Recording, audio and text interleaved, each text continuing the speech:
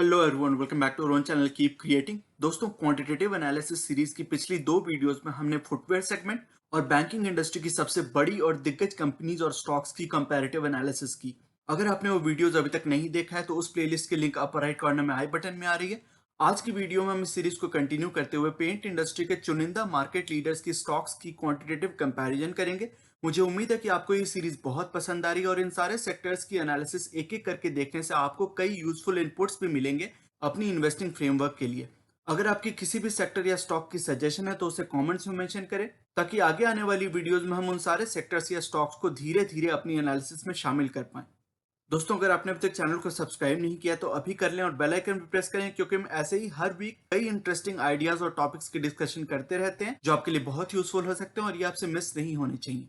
So without taking any more of your time, let's get started. दोस्तों, जैसा हम पहले की भी वीडियोस में भी देखते आ रहे हैं, सबसे पहले हम नजर डालते हैं उन क्वांटिटेटिव पैरामीटर्स पे जिन पे हम इन सारे स्टॉक्स की, जो ये सारे पीयर्स हैं पेंट इंडस्ट्री के, उनकी कंपैरेटिव एनालिसिस करेंगे, उनकी क्वांटिटेटिव एनालिसिस करेंगे।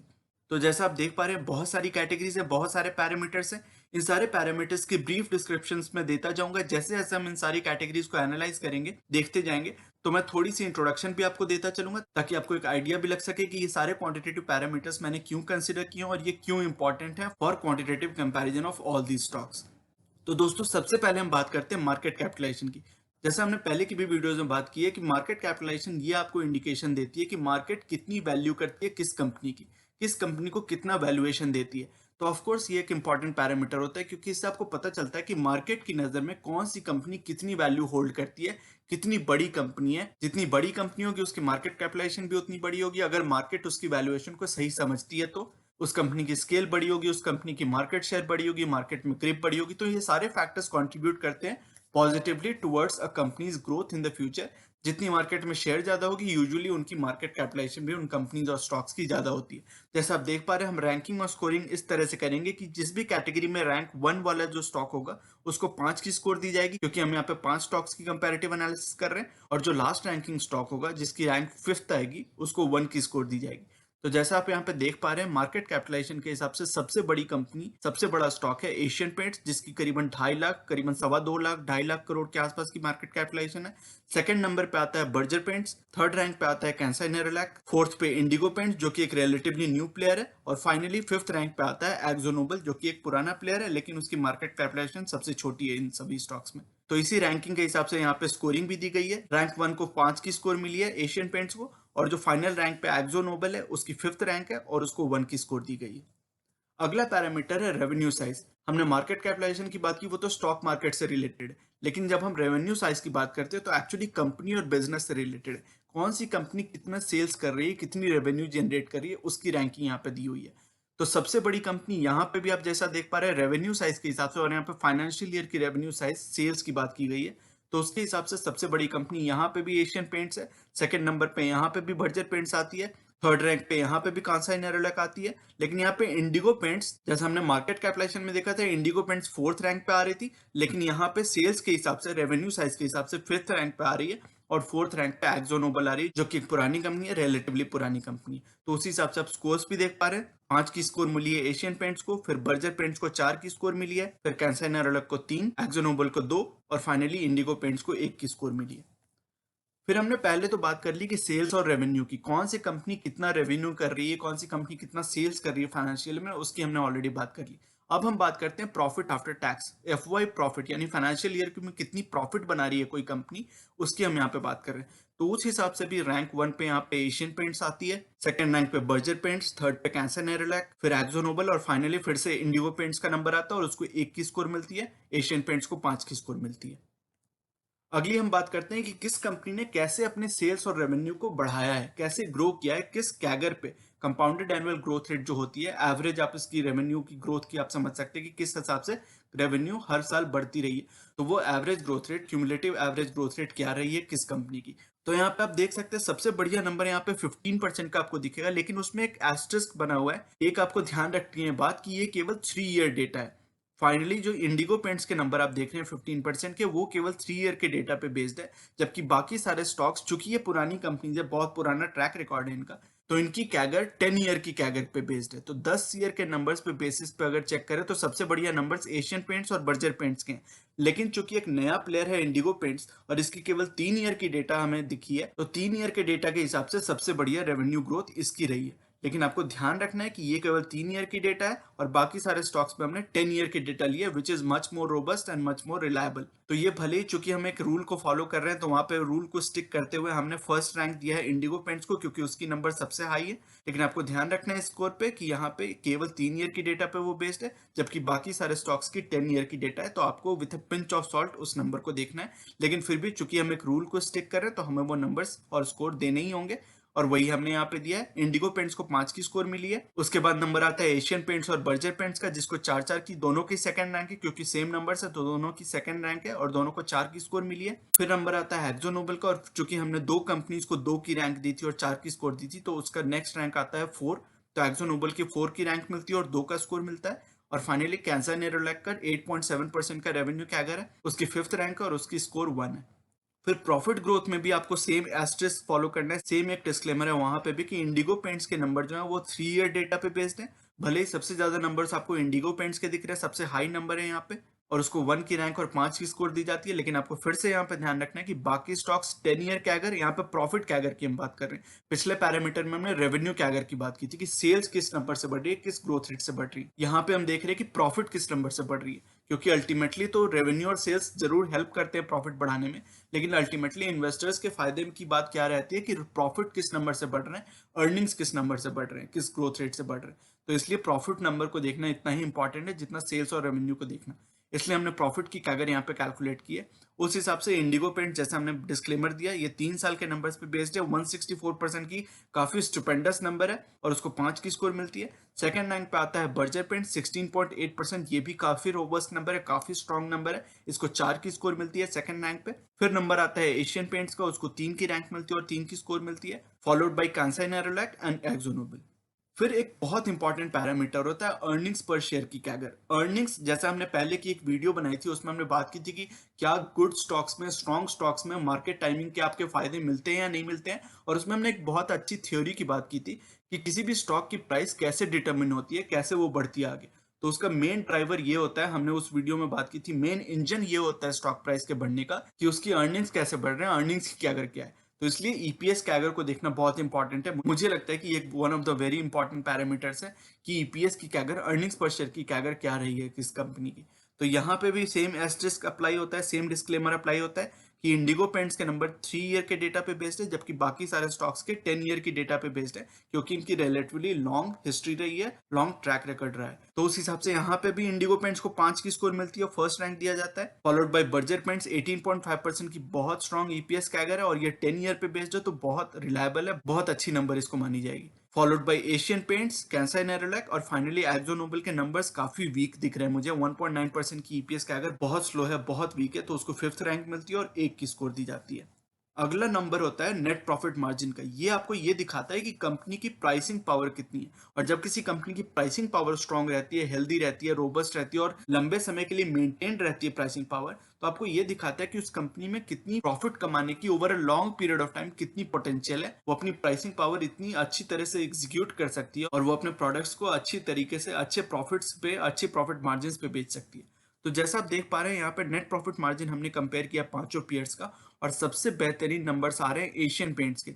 15.4% की बहुत इंप्रेसिव नेट प्रॉफिट मार्जिन है। और यहाँ पे हम नेट प्रॉफिट मार्जिन की बात कर रहे हैं, ऑपरेटिंग प्रॉफिट मार्जिन की नहीं। तो ऑपरेटिंग प्रॉफिट मार्जिन और भी ज्यादा होगा, इसलिए हमने यहाँ पे नेट प्रॉफिट मार्जिन लिया after considering all taxation and everything. तो नेट प्रॉफिट मार्जिन क्या बनती है वो हमने यहाँ पे कंपेयर किया। तो नंबर 1 रैंक पे एशियन पेंट्स आती है, उसको 5 की स्कोर दी जाती है, followed by Berger paints, कैंसाई Nerolac, exo Nobel and Indigo paints. तो इंडिगो पेंट्स की 5 की रैंक है यहाँ पे और उसको 1 की स्कोर दी जाती है, और नंबर 1 पे एशियन पेंट्स है।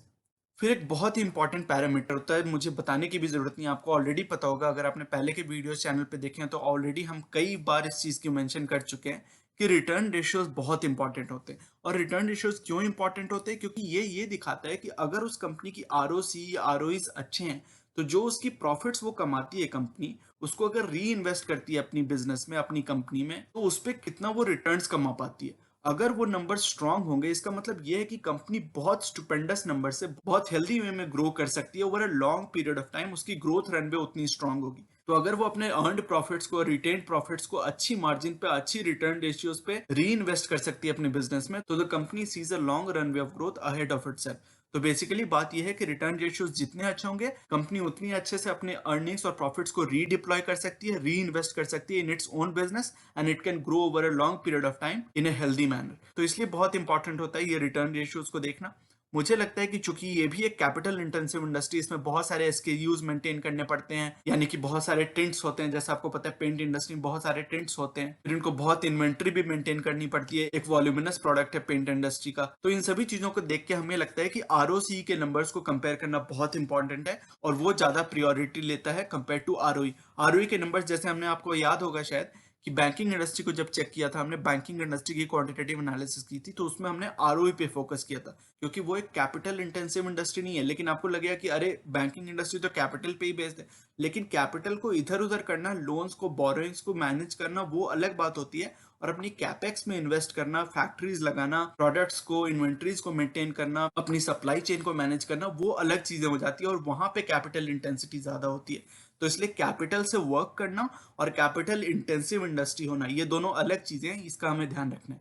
तो बेसिकली बात यह है कि यहाँ पे आरओसी को चेक करना ज्यादा बेहतर रहेगा कंपेयर टू आरओई। हालांकि हमने दोनों नंबर्स आपको दिखाएं। आरओसी के बेसिस पर अगर चेक करें तो सबसे बेहतरीन आरओसी एशियन पेंट्स की है, 33.9, ऑलमोस्ट 34% की बहुत एक्सेप्शनल आरओसी है। Followed by Indigo paints. Indigo paints की भी आरओसी बहुत अच्छी है, बहुत एक्सेप्शनल है, 30.9, ऑलमोस्ट 31% की आरओसी है। Followed by Berger Paints, Akzo Nobel, and finally Kansai Nerolac. तो उसी हिसाब से आप स्कोरिंग भी देख सकते हैं। 5 की स्कोर एशियन पेंट्स को दी गई है नंबर 1 रैंक पे, followed by Indigo Paints, Berger Paints, Akzo Nobel and Kansai Nerolac. फिर हम बात करते हैं कि कौन सी कंपनी में कितना कम डेट है। डेट टू इक्विटी रेशियो को भी चेक करना मुझे लगता है कि स्पेशली करंट टाइम्स में बहुत इंपॉर्टेंट है, क्योंकि आपको पता हो कि जितनी कम डेट होगी कंपनी के ऊपर, उसकी इंटरेस्ट आउटफ्लो उतनी कम होगी, इंटरेस्ट में उनको उतना कम पैसा देना पड़ेगा, और उनकी लीन मीन मशीन रहेगी, उनकी बिजनेस ऑपरेशंस अच्छी तरीके से, बिना किसी हर्डल के, बिना किसी ओवरहैंग के चलती रहेगी। तो यहाँ पे आप देख पा रहे हो ऑलमोस्ट हर कंपनी की डेट टू इक्विटी बहुत अच्छी है, बहुत मैनेज्ड है। यहाँ पे आप अगर थोड़ा नोटिस करें तो इंडिगो पेंट्स पे थोड़ा सा डेट है, 0.3 की डेट टू इक्विटी है, और उसको इसलिए 5 की रैंक मिलती है और उसको 1 की स्कोर दी जाती है। बाकी सबकी debt to equity almost same है, बहुत अच्छी, वेल मैनेज्ड है। लेकिन अगर फिर भी ईवी टू एबिटा पे फिर कंपेयर करें तो ईवी टू एबिटा जितना कम होगा उतना अच्छा। उस हिसाब से एक्सो नोबल की डेट टू इक्विटी और ईवी टू एबिटा दोनों की कॉम्बिनेशन अगर चेक करें तो सबसे बढ़िया नंबर्स उसके हैं, और उसको 5 की स्कोर मिलती है, फर्स्ट रैंक मिलती है। Followed bye Kansai Nerolac, Asian paints, and finally Berger paints. और फाइनली फिर फिफ्थ नंबर आती है, जैसे हमने ऑलरेडी बात कर ली, फाइनल रैंक आती है, लास्ट रैंक आती है इंडिगो पेंट्स को, उसको 1 की स्कोर मिलती है। फर्स्ट रैंक आती है एक्सो नोबल की, उसको 5 की स्कोर दी जाती है। फिर हम बात करते हैं कि प्रोमोटर प्लस इंस्टीट्यूशनल होल्डिंग कौन से स्टॉक में, किस कंपनी में ज्यादा है। और प्रोमोटर प्लस इंस्टीट्यूशनल होल्डिंग ज्यादा होने का एडवांटेज ये है दोस्तों, जैसे हमने पहले की भी वीडियोस में बात की है, कि जब प्रोमोटर की होल्डिंग ज्यादा होती है तो स्किन इन द गेम ज्यादा होता है, उनकी रिस्पॉन्सिबिलिटी, मोटिवेशन वगैरह ज्यादा होती है, क्योंकि जब भी डिविडेंड्स आते हैं तो उनको ज्यादा मिलते हैं, क्योंकि उनकी सबसे ज्यादा होल्डिंग होती है कंपनी में। तो जब डिविडेंड्स अच्छे देंगे तो वो खुद को अपने आप को पे कर रहे हैं इवेंचुअली।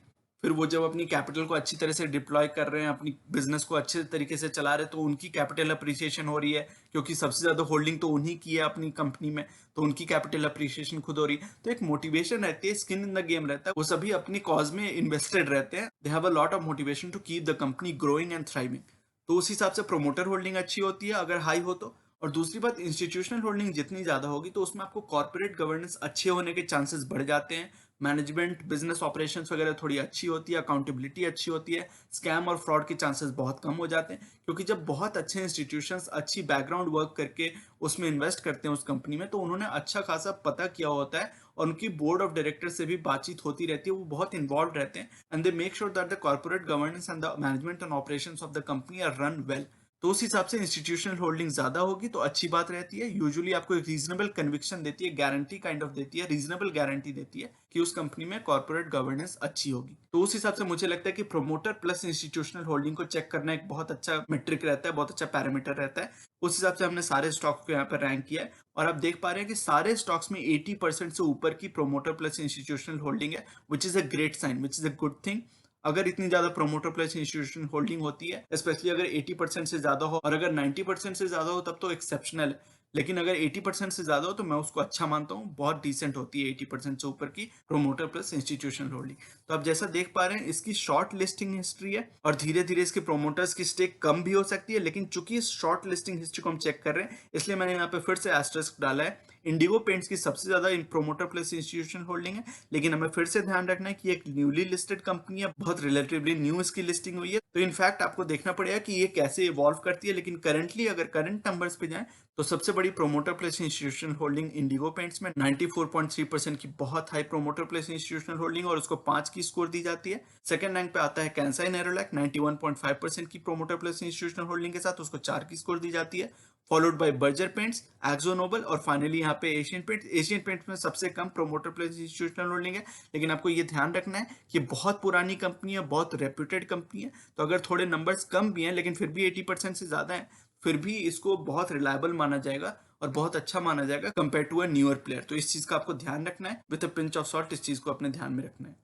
फिर अगली क्वांटिटेटिव पैरामीटर है वैल्यूएशन। ऑब्वियसली वैल्यूएशन मैटर करती है इन्वेस्टर्स के लिए, स्पेशली रिटेल इन्वेस्टर्स बहुत फोकस करते हैं वैल्यूएशन पे। हालांकि इसके ऊपर हमने एक वीडियो बनाई थी जिसमें हमने बात की थी कि गुड स्टॉक्स में मार्केट टाइमिंग के आपको कितने फायदे मिल सकते हैं और क्या गुड स्टॉक्स में ज्यादा फायदे मिलते हैं या बैड स्टॉक्स में मिलते हैं, और उसके पीछे की एक्चुअल की थ्योरी क्या है कि मार्केट टाइमिंग गुड स्टॉक्स में ज्यादा मैटर करती है बैड स्टॉक्स में, और ऐसा एक्चुअली क्यों है साइंटिफिकली। तो उसमें हमने बात की थी कि वैल्यूएशन मैटर जरूर करती है, लेकिन उतना मैटर गुड स्टॉक्स में नहीं करती है जितना बैड स्टॉक्स में करती है, और उसकी रीजन आप उस वीडियो में आराम से इलेबोरेट वे में डिटेल वे में देख सकते हैं।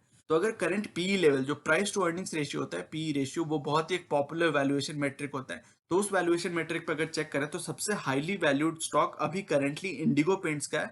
ऑलमोस्ट 176 की एक्सेप्शनली बिजार वैल्यू है, बहुत हाई वैल्यू है पीई रेशियो की, और उसको फिफ्थ रैंक मिलती है, 1 की स्कोर दी जाती है। Followed by Berger paints. Berger paints भी एक बहुत हाईली वैल्यूड स्टॉक है, यूजुअली इसकी जो पेंट इंडस्ट्री से जो कंपैरिजन की जाती है तो बहुत हाई वैल्यूएशन इसकी रहती है, तो उसको 2 की स्कोर दी जाती है और फोर्थ की रैंक है। Followed by Asian Paints, Akzo Nobel and Kansai Nerolac. तो यहाँ पे वैल्यूएशन मेट्रिक के हिसाब से सबसे अच्छी स्टॉक आ रही है कांसा नेरोलैक, लेकिन आपको ध्यान रखना है कि वैल्यूएशन मार्केट में उसी स्टॉक की ज्यादा मिलती है, उसी स्टॉक को ज्यादा दी जाती है जिसमें इन्वेस्टर्स और मार्केट का कॉन्फिडेंस होता है कि ये कंपनी ग्रो करती रहेगी, इसके बिजनेस और ऑपरेशन से खुश रहती है मार्केट, जिसके कारण उसको एक्सपेंसिव वैल्यूएशन कंटिन्यूअसली देती रहती है मार्केट। तो ये वैल्यूएशन मेट्रिक देखना जरूर इंपॉर्टेंट है और इसलिए मैंने यहाँ पे इंक्लूड भी किया है, और इसी हिसाब से उसको जो एक्सपेंसिव स्टॉक्स होते हैं उनको पेनल्टी भी दी जाती है हमारे एनालिसिस फ्रेमवर्क में। लेकिन चूंकि हम इन सारी चीजों को होलिस्टिकली देख रहे हैं तो एक बैलेंस्ड व्यू बनता है कि हम बहुत सारे मेट्रिक्स को साथ में देख रहे हैं, और अगर वैल्यूएशन किसी कंपनी की ज्यादा है तो उसको पेनल्टी दी जाती है, लेकिन अगर बाकी सारे नंबर्स इवेंचुअली मिलके उन कंपनी की ग्रोथ को अच्छा दिखा रहे हैं तो eventually that company and stock will get a good aggregate score at the end. फिर हम बात करते हैं कि इन्वेस्टर्स के लिए जो सबसे इंपॉर्टेंट पैरामीटर होता है। हम तमाम तरह की चीजों को, रिटर्न रेशियोज को, प्रॉफिट मार्जिन को, सब चीजों को हमने देख लिया, लेकिन हमारे आपके लिए रिटेल इन्वेस्टर्स के लिए सबसे जो इंपॉर्टेंट चीज होती है वो ये होती है at the end of the day, क्योंकि हम इन्वेस्ट क्यों कर रहे हैं, हम अपनी इन्वेस्ट कर रहे हैं कैपिटल को अप्रिशिएट करने के लिए। तो कैपिटल अप्रिशिएशन किससे आपको मिलती है, वो है स्टॉक प्राइस की कैगर से, स्टॉक प्राइस की ग्रोथ से। तो सबसे इंपॉर्टेंट पैरामीटर तो यही हुआ ना हमारे आपके लिए कि स्टॉक प्राइस ने कैसी ग्रोथ दिखाई है over a long period of time. तो यहाँ पे 10 ईयर की कैगर ली हुई है, तो काफी reasonably long period of time के लिए हमने कैगर कैलकुलेट की है। तो यहाँ पे चूंकि स्टॉक लिस्टिंग इंडिगो पेंट्स की बहुत छोटी है तो उसकी 10 ईयर की कैगर है नहीं, इसलिए हमने उसको कोई स्कोर नहीं दिया, उसको इस पैरामीटर पे स्कोर नहीं किया जाएगा। लेकिन अगर बाकी चारों स्टॉक्स को एक दूसरे से कंपेयर किया जाए तो सबसे बढ़िया स्टॉक प्राइस कैगर रही है बर्जर पेंट्स की। 10 ईयर की स्टॉक प्राइस कैगर 38% की एक्सेप्शनल नंबर है। फॉलोड बाय एशियन पेंट्स 25.3% की बहुत अच्छी नंबर है, बहुत स्ट्रॉन्ग नंबर है। Followed by Kansai Nerolac and finally Akzo Nobel at fourth rank. उसी हिसाब से आप स्कोर भी देख सकते हैं, 5 की स्कोर बर्जर पेंट्स को मिलती है, 4 की स्कोर एशियन पेंट्स को, 3 की कैंसर नेरोलैक को, और फाइनली 2 की स्कोर एक्सो नोबल की दी जाती है।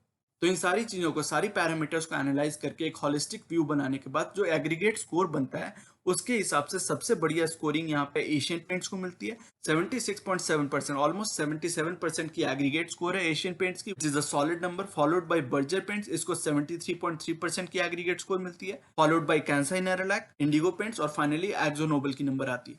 तो इन सारी एनालिसिस को करने के बाद हमें ये दिखता है कि कौन जो 2-3 प्लेयर्स आप आइडेंटिफाई कर सकते हैं इनमें से, और उनमें आप बेट ले सकते हैं, उनके सारे नंबर्स को एक बार फिर से चेक कर सकते हैं। आपको साथ साथ ये भी ध्यान रखना है कि ये केवल एक क्वांटिटेटिव एनालिसिस है, इसमें हमने नंबर्स चेक किए हैं, बहुत सारे पैरामीटर्स को चेक किया है, एक होलिस्टिक पिक्चर क्रिएट करने की कोशिश की है, लेकिन फिर भी ये केवल एक क्वांटिटेटिव एनालिसिस है, ये आपको समझना चाहिए। और इन्वेस्टिंग में आपको quantitative as well as qualitative aspects दोनों को साथ में लेकर चलना चाहिए, तब आपकी इन्वेस्टिंग होलिस्टिक होती है, बिग पिक्चर को आप देख पाते हो और उस कंपनी के साथ लॉन्ग टर्म के लिए इन्वेस्टेड रह सकते हैं। तो इन सभी स्टॉक्स की क्वालिटेटिव एनालिसिस के लिए मैं इन सभी स्टॉक्स पे इनमें से जो स्ट्रॉन्ग प्लेयर्स हैं, बड़े प्लेयर्स हैं, जिनको मैं फंडामेंटली स्ट्रॉन्ग प्लेयर्स मानता हूँ, उन सभी पे मैं फंडामेंटल एनालिसिस की वीडियो क्रिएट करूंगा। उनमें हम इन सारे स्टॉक्स और कंपनीज की बिजनेस पे बात करेंगे, थोड़े इनके वीकनेसेस और स्ट्रेंथ्स की बात करेंगे, हिस्ट्री को चेक करेंगे, कॉर्पोरेट गवर्नेंस मैनेजमेंट की बात करेंगे। तो उन सभी चीजों से आपको एक क्वालिटेटिव एस्पेक्ट का पता चलेगा कि यहाँ पे तो हमने क्वांटिटेटिव एनालिसिस देख ली, फाइनली क्वालिटेटिव एनालिसिस भी देख लेंगे, फिर उसके बाद हम एक होलिस्टिक पिक्चर बना सकते हैं। लेकिन जहां तक नंबर्स की बात है, रिटर्न रेशियोज की बात है, profit margin, stock price CAGR, सबकी मतलब बहुत सारी चीजों को हमने यहाँ पे एनालाइज किया है और उसको इंक्लूड किया, इनकॉर्पोरेट किया है। तो उन सारे नंबर्स के बेसिस पे यहाँ पे विनर एशियन पेंट्स और बर्जर पेंट्स काफी नजदीक, एक दूसरे के बहुत नजदीक दिखते हैं, followed by the other companies that you can see. तो मैं उम्मीद करता हूँ कि ये सारी जो एक होलिस्टिक हमने एनालिसिस करने की कोशिश की, इससे आपको जरूर फायदा मिलेगा। And all of these analysis and discussions are useful to you as inputs for your long term investing framework. तो दोस्तों ये था आज का वीडियो। ये सेइंग जो कि है नॉलेज इज पावर सुप्रीम, ये इस चैनल का मिशन है, जो कि है आप तक सही नॉलेज पहुंचाना। आगे आने वाली वीडियोस में हम mutual fund, investing, asset allocation और डायरेक्ट स्टॉक से रिलेटेड कई सारे एनालिसिस करेंगे और बहुत सारे इंटरेस्टिंग टॉपिक्स को डिस्कस करेंगे। So you should definitely subscribe to the channel and remain posted for further updates. अगर आज की वीडियो कंटेंट आपको पसंद आया है तो वीडियो करें लाइक। अगर आपको लगता है कि इस इन्फॉर्मेशन से किसी की मदद हो सकती है तो इसे अपने दोस्तों और फैमिली मेंबर्स के साथ शेयर करें और चैनल को करें सब्सक्राइब। मिलते हैं अपने अगले वीडियो में एक और टॉपिक के डिस्कशन के साथ। तब तक के लिए take care and see you soon. Bye bye.